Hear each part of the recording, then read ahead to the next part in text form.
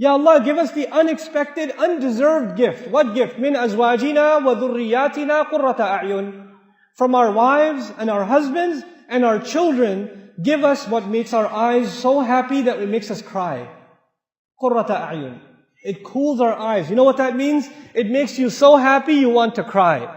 When you listen to your child recite Quran, and they love reciting Quran, then it makes you so happy you want to cry.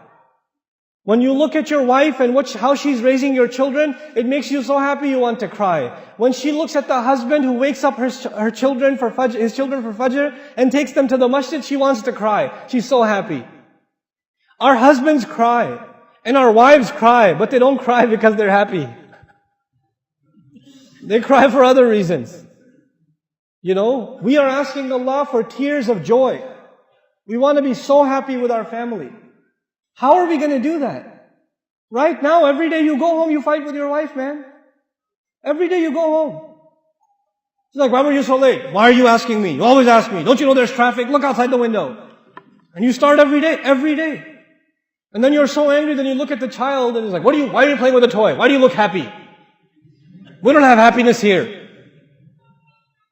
Where's your homework? The kid's like, I didn't get any homework. You know, why not? I'm going to complain to your school. You know, God, this is not qurrata a'yun. There are people who come to the masjid for salat, and salat is supposed to give you peace. It's supposed to make you calm. It's supposed to settle you down. And then they go home and there's a tornado that walked into the house. Oh, children hide under the bed. You know, the wife gets off the phone. She's like, you know, you cannot be the reason for your family to be afraid of you. You should be a reason for your family to be overjoyed.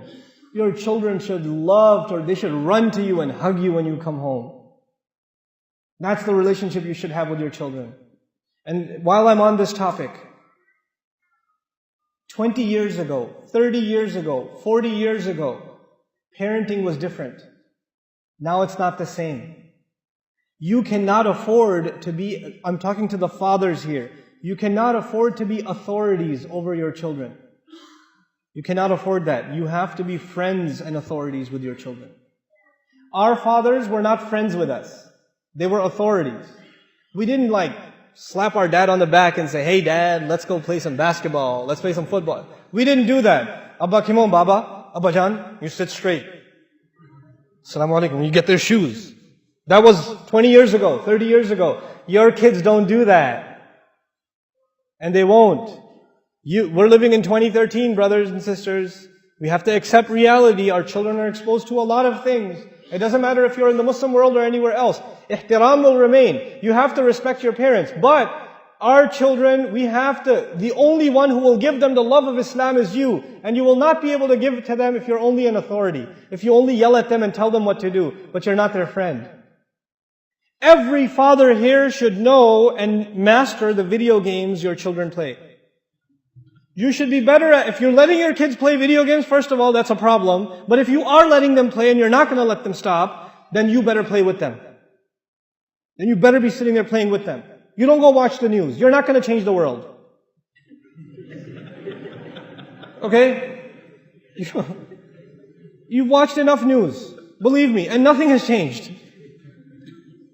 You need to know whether the stock market went up or down. You don't even care about stocks, man. Why are you watching the news? It has nothing to do with you. Listen to it in the car, when you're in the car. Don't come home and watch TV.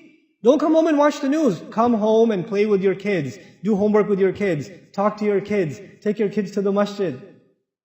Do that with them. Make your kids love you. I'm telling you, if the fathers don't do this, we will lose this ummah.